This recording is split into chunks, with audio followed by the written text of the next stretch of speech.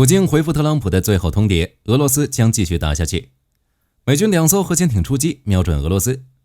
美制裁印度，征收 25% 的关税加罚款，印度左右横跳。三方围剿俄罗斯，俄石油行业迎来凛冬时刻。俄北风之神级机密泄露，乌军的下一个目标。卡德罗夫溺水事件结束，俄罗斯国内或面临动荡。德国再援乌爱国者，欧洲千亿贷款助乌反攻。美国裁军计划提上进程，欧洲全面备战。哈马斯乐极生悲，以加大攻势。在过去一周，热度最高、影响最大的事情就是特朗普不想再等了，将最后通牒缩短为10天。也正因如此，引出了后续的制裁印度以及美军核潜艇瞄准俄罗斯事件。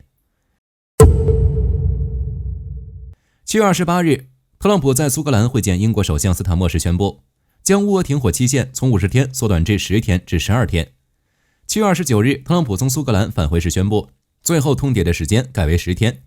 同一天，美国国务院发言人塔米布鲁斯表示，俄罗斯误解了特朗普的耐心，但误解的时代已经结束了。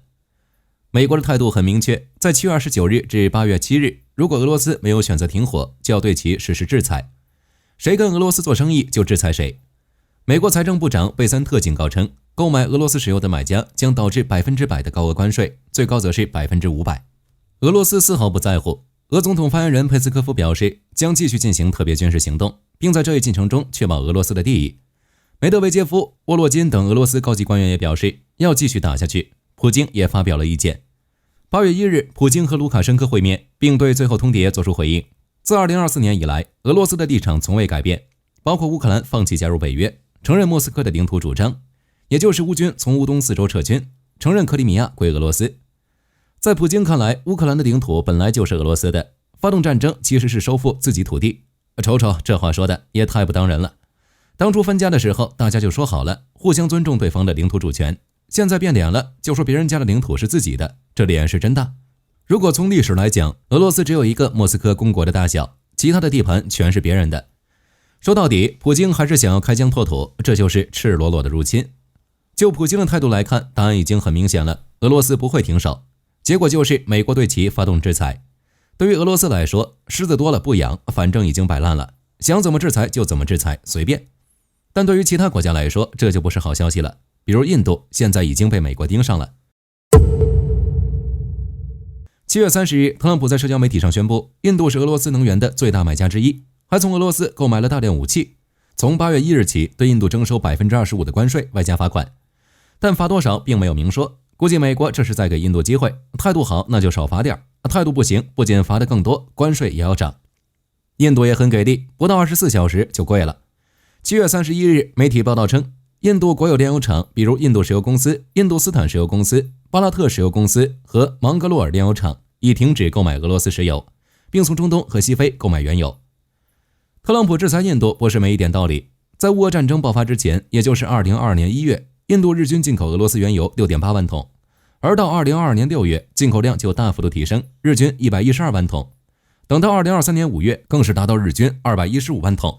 有报道称，印度每日消耗石油约550万桶，将近 88% 来自进口，而俄罗斯所供石油一度占印度进口石油总成的近40%，使俄罗斯取代中东国家，成为印度最大石油供应源。2025年上半年，印度日均进口俄罗斯石油约175万桶，原因也很简单，价格便宜。就印度来看，有便宜不占王八蛋。只是从另一个角度考虑，印度占便宜，也就意味着俄罗斯有钱赚。在这种情况下，特朗普拿印度开刀，火力军并不意外。印度滑跪之后，俄罗斯石油就没了一个大客户。8月1日，4艘载有俄罗斯石油的油轮在印度西海岸停运，被印度拒收。如果只是这样，美国对印度的罚款会很少，之后印度再表现一下自己的态度，关税也不是不能降。但印度呢，又来了一波骚操作。在8月1日，印度官员表示将继续购买俄罗斯石油，莫迪则是呼吁印度民众购买国产商品。在此期间，印度还从美国和中东购买石油。8月4日，媒体证实，印度最大的炼油企业印度石油公司从美国、加拿大和中东购买700万桶9月份到货的原油，包括450万桶美国原油、50万桶加拿大西部原油以及200万桶阿联酋原油。据消息人士称，之所以这样做，是因为不知道特朗普威胁的罚款是多少。如果买俄罗斯石油省下来的钱足够交罚款，那就不亏。顺带观察一下，美国是否对俄罗斯实施2级制裁，如果这事是真的，印度将果断放弃所有俄罗斯石油；如果不实施，那就继续购买。火力军估计，印度这事哪边都不想得罪。只是事实证明，墙头草是没有好果子吃的。拒收俄罗斯石油，其实已经得罪普京，现在反复横跳又激怒了特朗普。8月4日，特朗普宣布将大幅上调印度向美国支付的关税。再过几天，最后通牒到期，美国对印度的制裁还会进一步提升。就这情况，赶快抛弃俄罗斯才是正道。不过也正是因为这个最后通牒，美国2艘核潜艇才会前往俄罗斯。就实力来看，还是核潜艇给力，俄罗斯当场就软了。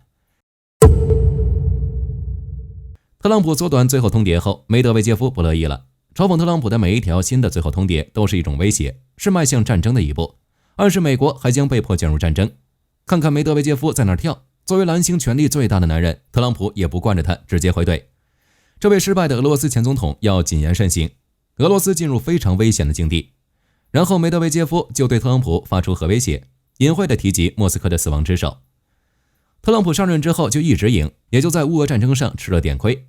本来就不满俄罗斯的态度，一个前总统还敢威胁自己，特朗普直接掀桌，表示为了应对梅德韦杰夫的挑衅言论和核威胁，美国正在适当区域部署2艘核潜艇，甚至表示核潜艇距离俄罗斯很近，肯定不会让俄罗斯满意。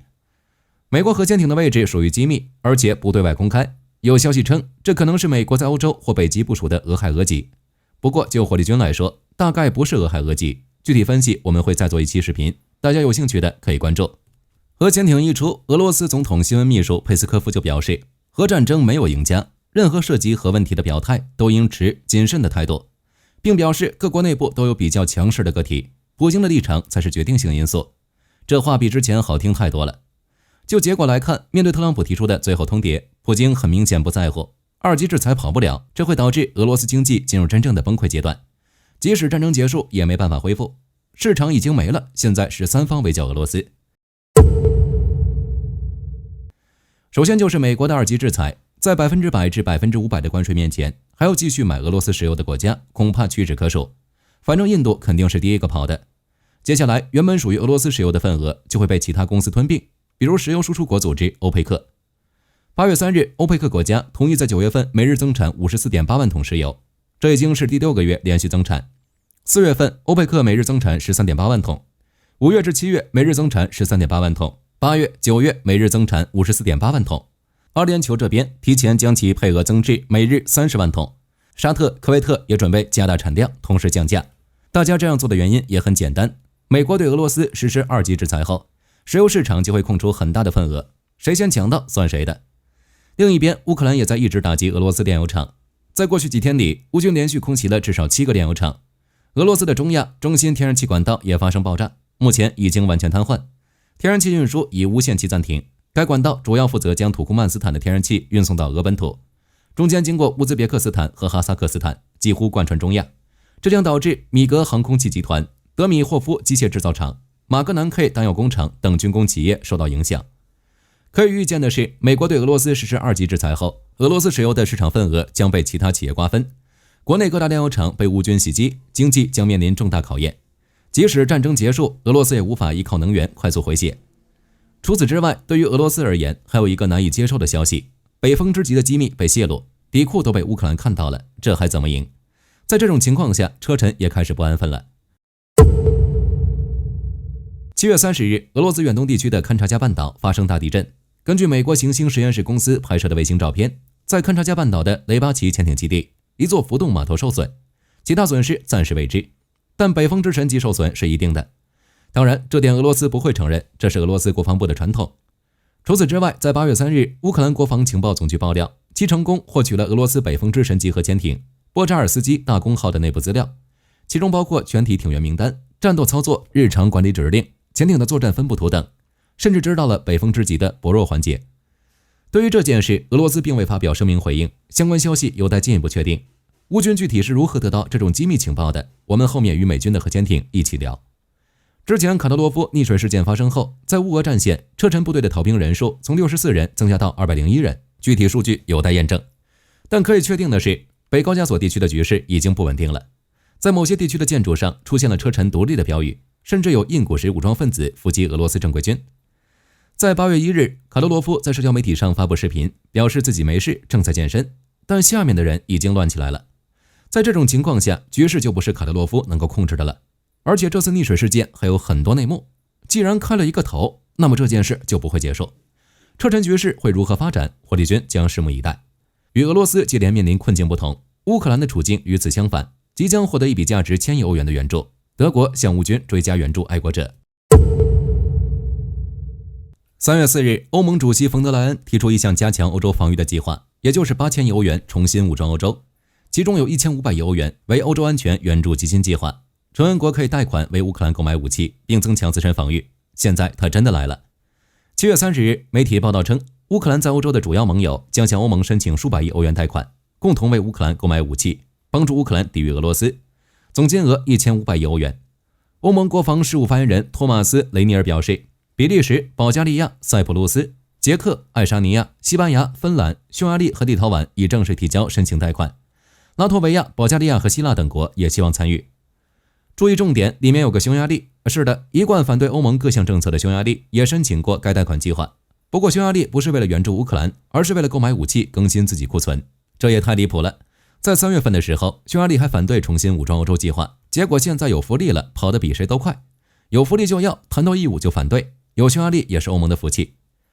钱有了，特朗普也愿意卖武器。美国国防部宣布向雷神公司授予一份价值35亿美元的合同，用于生产 AM120 以及配套的遥测系统等设备。合同规定可以向乌克兰和其他合作伙伴出售，真是可喜可贺。此外，《纽约时报》披露，美国参议院还在准备一项法案，准备使用俄罗斯被冻结的资产，在2年内向乌克兰援助546亿美元。为了保证议案通过，美国参议院还准备授予总统无需事先批准就可以向乌克兰转让武器的权利。结果如何，现在还不好说，需要国会进行最终投票。不过在此之前，参议委员会批准的8520亿美元国防法案中，包含对乌援助的10亿美元。该议案以压倒性的优势通过，那么这笔546亿美元的援助，我们也可以期待一下。另一边，德国也将向乌克兰追加援助爱国者。8月1日，德国南德意志报报道，之前德国防长皮斯托里乌斯表示，鉴于欧洲紧张的局势，德国无法向乌克兰提供更多的爱国者系统。不过由于队友不给力，德国又出手了，将再次援助2套爱国者系统。德国原来有12套爱国者系统，之前已经向乌克兰交付了3套，现在直接增至5套，自己仅剩7套。不得不说，德国真是好兄弟，有事儿他是真上。由于爱国者紧缺，德国将采取分段交付的方案。第一阶段，德国将在未来数日向乌克兰提供爱国者导弹发射架。第二阶段，在未来2到3个月内交付系统组件，以增强额外的爱国者导弹发射单元，增强乌克兰的防空能力。为了弥补自己的空缺，德国已经追加订购8套爱国者系统，总价值28亿欧元，预计2030年之前交付。不过首批替换时间还不确定，内部估计不会早于2026年。对于欧洲来说，上周也有一个坏消息，美国正在考虑撤军。为了弥补可能存在的兵员缺口，德国爆兵，冰岛要改变国防政策，欧盟也在为重新武装而努力。目前美国正在评估其全球的军事部署，将在未来几个月内公布是否从欧洲撤军。根据报道，欧洲各国预计美国会减少在欧洲的军事部署，甚至有北约官员表示，美国会从欧洲撤出30%的兵力。为了弥补这个兵力缺口，德国扩充万辆装甲车，准备在2025年年底之前推出60多项军事采购方案。结合之前推出的末日战备大幅征兵，德国战力将在短时间内得到较大提升。奥地利则想要放弃维持70年的中立，加入北约抗俄。瑞士也计划与北约签署秘密协议。从另一种角度来看，这也是放弃中立。冰岛这种完全没有国防军的国家，也要大幅提升国防开支，甚至是组建国防军。欧盟计划斥资170亿欧元，全面改革欧洲大陆的基础设施，要在欧洲组建4条军事走廊沿线，并通过500个基础设施，确保能在几天内调动部队，以应对外部袭击。不过火力军还是那句话，其实不用太过担心美国从欧洲撤军，即使双方没有商议，就结果来看，成员国将国防开支增加至 GDP 的 5%， 就是一笔与特朗普的交易，拿增加国防开支换美国在欧洲的驻军，即使撤军应该也是撤离增援部队。乌俄战争爆发后，拜登曾下令向欧洲增兵，到目前为止依旧还有2万人的增援部队滞留在欧洲。特朗普的目标应该是撤离增援部队，不会涉及大幅削减兵力，甚至是关闭基地。就算是美国要撤离大部分部队，也要与欧洲商议，应该是循序渐进，在不过度削弱北约威慑力的情况下撤军。如果特朗普执意在短时间内撤离大部分部队，那欧洲会难受很长时间，但不会一直难受。8000亿欧元的重新武装计划将立即启动，并将美国排除在外，这不符合美国的利益，也不符合特朗普的想法。所以这种情况基本不会出现。至于中东地区，上周稍微安静了一点，唯一的看点在加沙地区。原本在哈马斯的舆论攻势下，局势稍微对哈马斯有利。不过就结果来看，哈马斯乐极生悲，觉得在欧洲声援的情况下形势大好，拒绝美国、以色列提出的协议，甚至表示以色列并非不可战胜，我们的武器就是巴勒斯坦尊严的象征。但等到真实情况曝光，欧洲彻底改口，以色列与美国也被激怒，哈马斯离彻底完蛋已经不远了。好了，这期视频到这儿就结束了。各位觉得美国什么时候会对俄罗斯实施2级制裁？可以在视频下方留言，大家一起讨论。喜欢的话不要忘记点点关注。我是火力军，下期见。